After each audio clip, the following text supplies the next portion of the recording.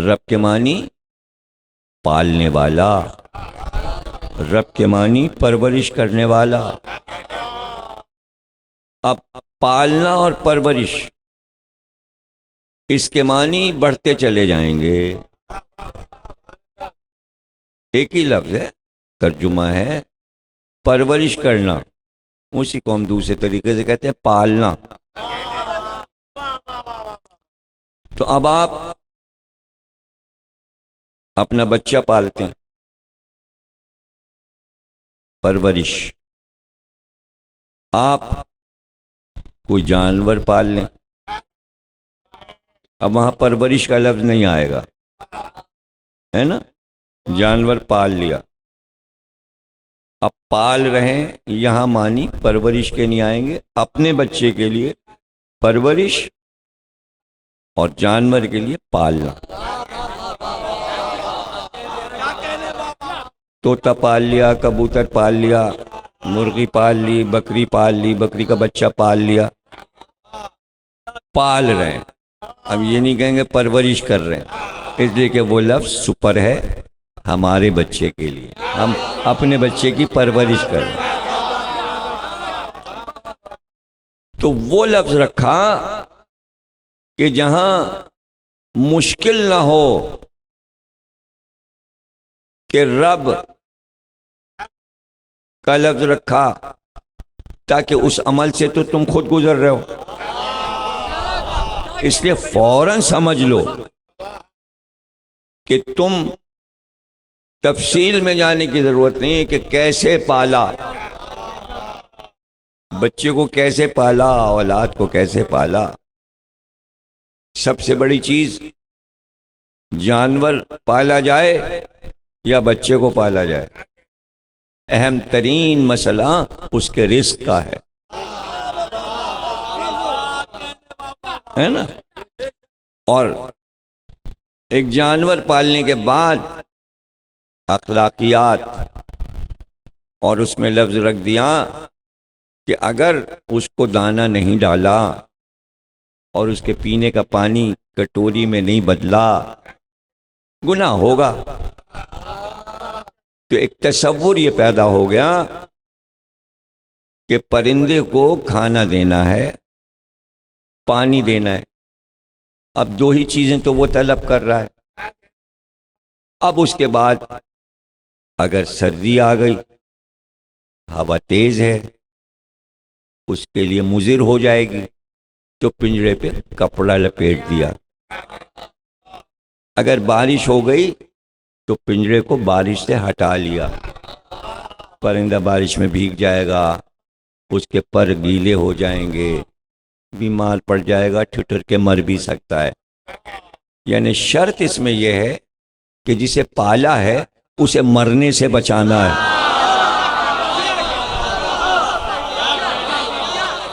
اب وہی چیز اپنے بچے کے لیے کہ ذرا سا بیمار ہوا اور دوا علاج شروع،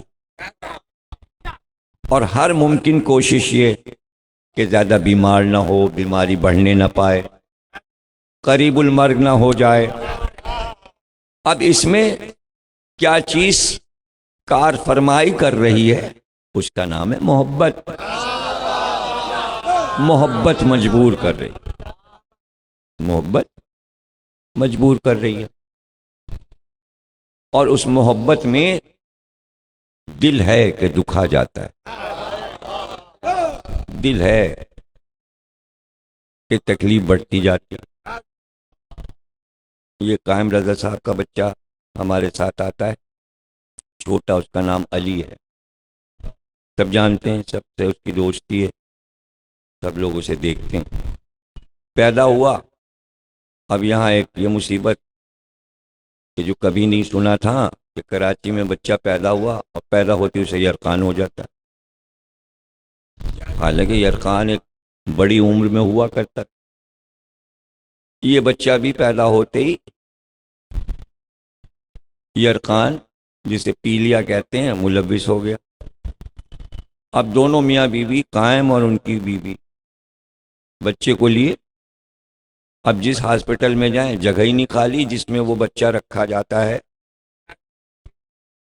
ہاں ہاں، وہ خالی نہیں، اس لیے کہ 150-200 بچوں کو یرکان.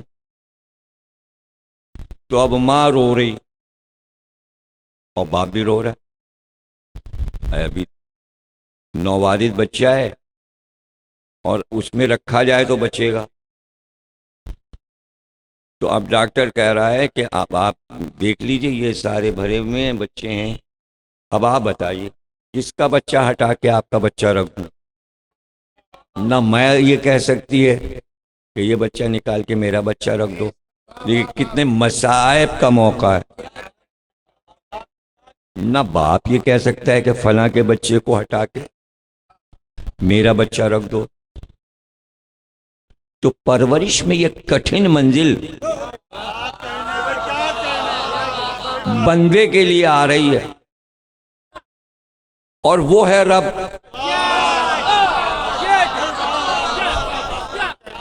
اور یہ بھی کہہ دیا ماں باپ بچے کے رب ہیں، یہ بھی کہہ دیا تاکہ میری ربوبیت سمجھ میں آ جائے. اس لیے کہ تم اس منزل سے گزرتے ہو. تو اب اس میں دیر ہوئی اس بچے کو وہاں تک پہنچتے، تو مجبوری درجے ڈاکٹر نے کہا دیر ہو گئی، اس لیے یہ اثر اس کا کان پہ بھی ہو سکتا ہے، زبان پہ بھی ہو سکتا ہے.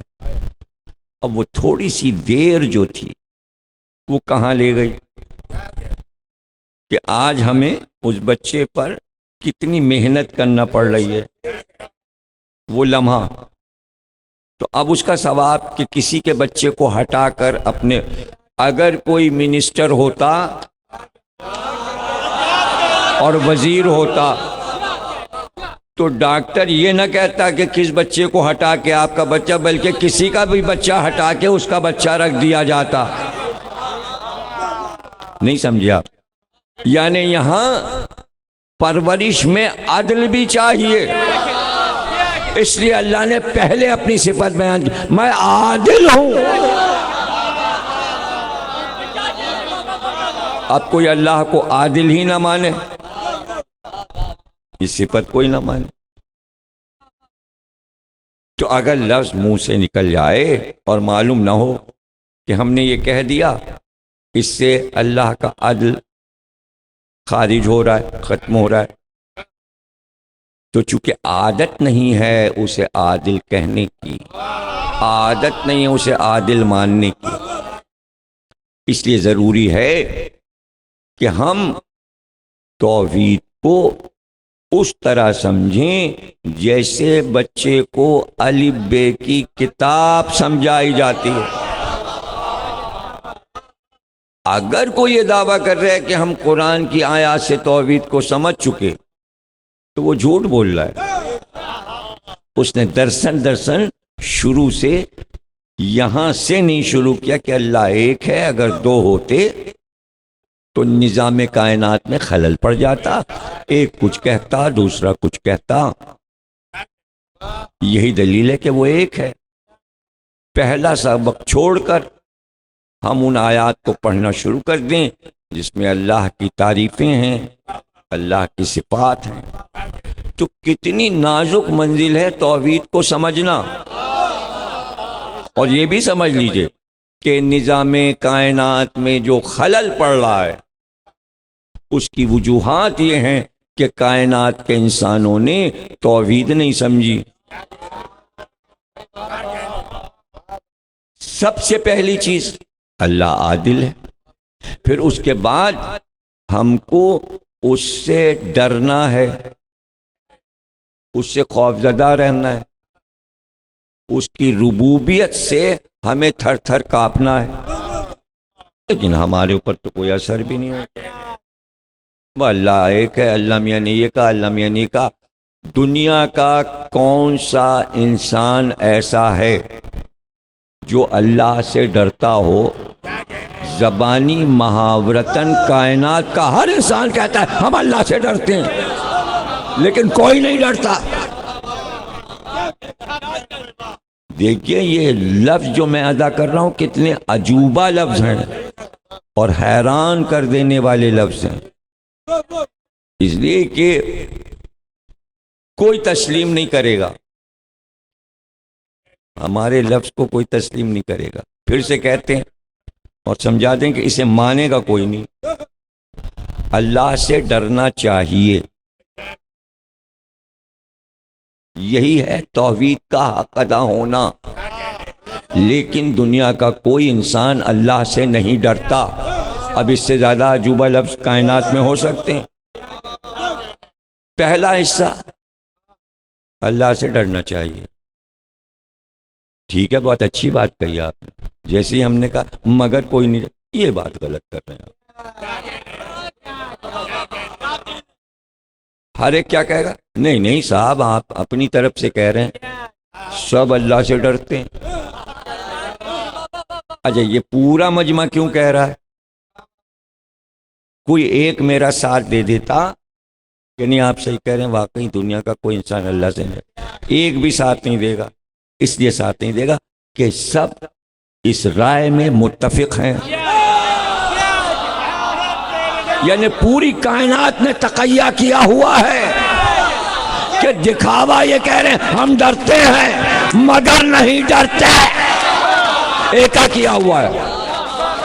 تو پتہ چلا اس کائنات میں آنے کے بعد انسانوں نے، جبکہ الگ الگ مذہب تھے، کوئی توریت والا، کوئی زبور والا، کوئی انجیل والا، اور کوئی مہابھارت والا، کوئی رامان والا، اور کوئی قرآن والا، اس کے باوجود الگ الگ فقہ، الگ الگ منصب، الگ الگ مشرب، الگ الگ خیالات، مگر اس بات میں سب نے ایک کر لیا کہ کہنا سب کو یہی ہے اللہ سے ڈرنا چاہیے مگر نہیں ڈریں گے.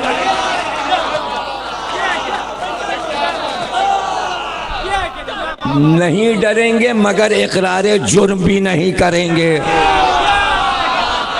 تو پتہ چلا دنیا کا سب سے مشکل کام ہے اقرار جرم کروا لینا، ورنہ اتنے بڑے بڑے محکمے نہ ہوتے اور ایسی ایسی سزائیں نہ ہوتی. اب تو بولے گا، اب تو بولے گا، اور پھر بلوا لیتے. اور اب تو بہت آسان طریقہ، اب تو بس صرف وہ چیزیں دکھا دیتے ہیں.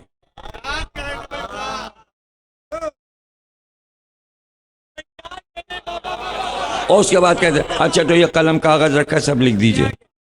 انہوں نے ادھر ادھر دیکھا، او بولنے لگے جیسے روبوٹ بولا، ہاں ہم نے یہ کیا، ہاں ہم نے یہ کیا، ہاں ہم نے کیا. دوسرے دن اخباروں میں آ گیا، ارے بھائی کیا کوئی مارا پیٹا تھا، کیا کیا تھا، پانی میں غرق کیا تھا، برف کی سیل پہ، کچھ بھی نہیں کیا، دکھا دیا.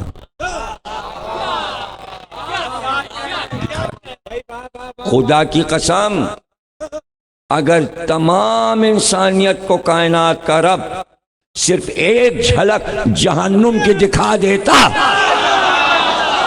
تو سب اپنے جرائم بیان کر دیتے.